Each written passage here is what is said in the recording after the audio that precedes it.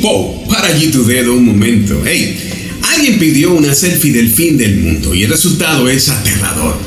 Estamos presenciando en directo el boom de los generadores de imágenes a partir de cualquier texto, impulsados por inteligencia artificial.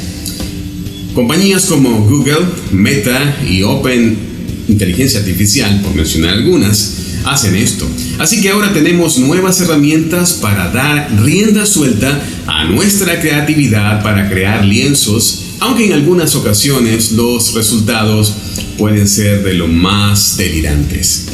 Por ejemplo, el singular pedido que han hecho algunos usuarios a Midjourney, una inteligencia artificial de un laboratorio de investigaciones independiente, fue el siguiente.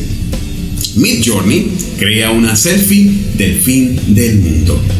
Robotoverlord es un usuario de TikTok que actualmente tiene acceso a la versión beta de Midjourney y en lugar de jugar con el generador de imágenes con frases como haz una foto de un astronauta a caballo, ha decidido ir a un paso más allá con una serie de pedidos con tinte apocalíptico.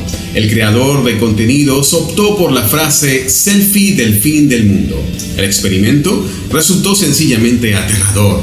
Midjourney empezó a generar imágenes aterradoras, ciudades en llamas, aparentemente afectadas por el efecto devastador de algún tipo de ataque con armas de destrucción masiva. Rostros desfigurados cuyo efecto nocivo impide descifrar la profundidad de las expresiones faciales. También hay otras imágenes que muestran a personas fotografiándose con el planeta Tierra de espaldas. Ciertamente no queda claro dónde se encuentra la imaginación surrealista de Midjourney, la inteligencia artificial. Es bastante peculiar que Robotoverlord también utiliza la inteligencia artificial para generar la última selfie que se haya tomado en el apocalipsis. Ahora bien, esto me llevó a pensar un poco en el tema del fin de los tiempos, que en el argot religioso, cristiano, como lo quieras calificar, es tan mencionado en tiempos recientes. Bueno, en realidad cada vez que ocurre una catástrofe o una amenaza a la civilización, como por ejemplo el COVID, aunque no fue tanto así, suele mencionarse, amén de los profetas y agoreros que dentro del mundo cristiano como fuera tocan el tema, incluso algunos hasta atreviéndose a poner posibles fechas y por supuesto quedando en ridículo porque la Biblia dice que nadie sabe el día ni la hora excepto el Padre. Ahora bien, esto no es nuevo. Desde hace mucho tiempo existe la fascinación por este tema y, por ejemplo, que cuándo será la venida de Cristo, cuáles serán las señales, etcétera, etcétera. Estas y muchas preguntas surgen aparte de que es un tema muy comercial, en muchos casos lucrativo para muchos mencionarlo. Ahora, no pretendo hacer un tratado escatológico del fin de los tiempos en tan breve tiempo, ya que hay infinidad de posiciones en cuanto a cómo será la venida de Cristo, cuándo será. Hay diversas posiciones que si premilenial, milenial, postmilenial, que cuándo será realmente el fin de los tiempos, la lamentada marca de la bestia, el 666, la manifestación del anticristo, y etcétera, etcétera, etcétera. Y saben, veo con curiosidad que muchos que mencionan con tanta vehemencia estos temas ni siquiera saben si son salvos o cómo podrían salvarse de lo que viene. ¿A qué me refiero? Bueno, como pastor, líder, recogecillas, etcétera, etcétera, que he sido a lo largo de los años, he visto a mucha gente venir a las iglesias solo por costumbre, a veces por miedo, pero hasta allí. Y saben, muchas veces pasa lo mismo con este tema. Me explico.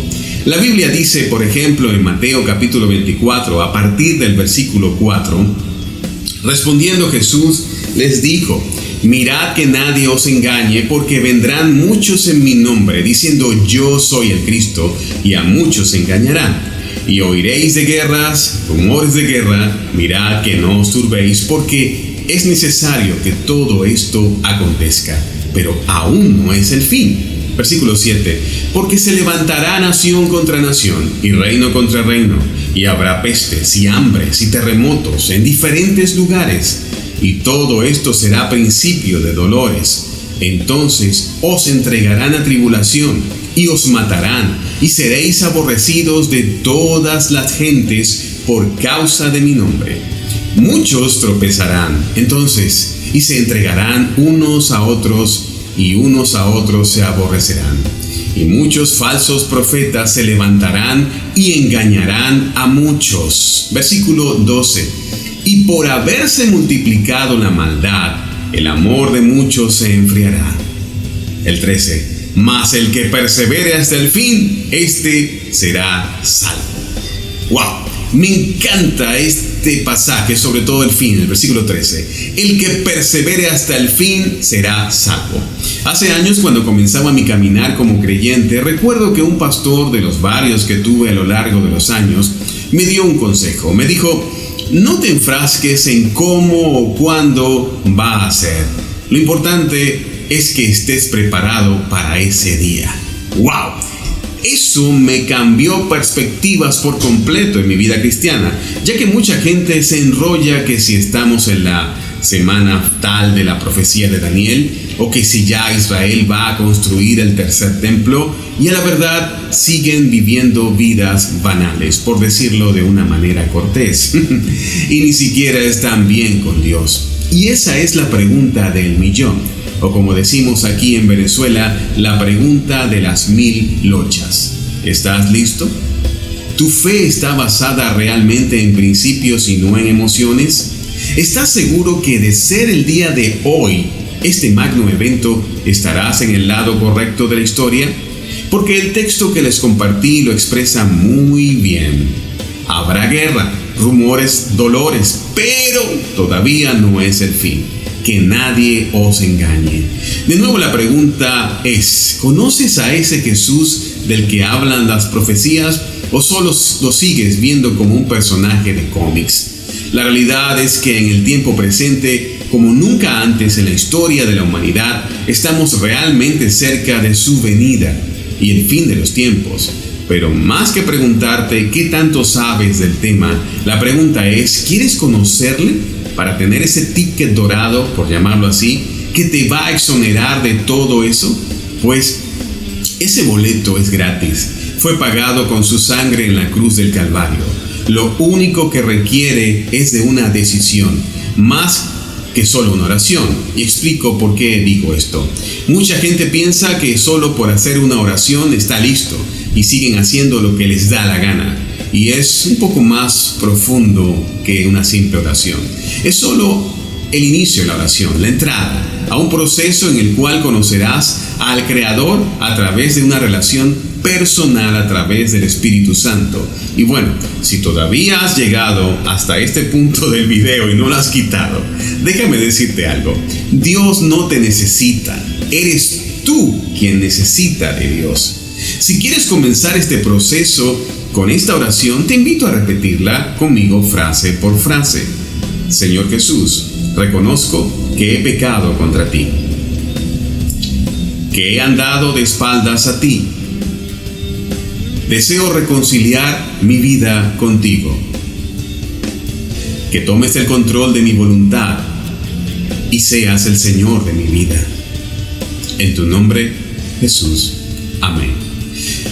Sabes, si has hecho esta oración, has hecho bien, pero apenas es el comienzo de una aventura de fe que espero que no abandones, que continúes, que busques a una iglesia local donde se enseñe la palabra sanamente y que sí, se apega a tus gustos. En la viña del Señor hay de todo, los que gritan un poco, los calladitos, los reservados, etcétera, etcétera, etcétera. Pero lo importante es que se predique el Evangelio y no las formas, y puedas crecer en esa fe que te librará del día malo. En fin, fue un gusto. Nos veremos pronto. Chao.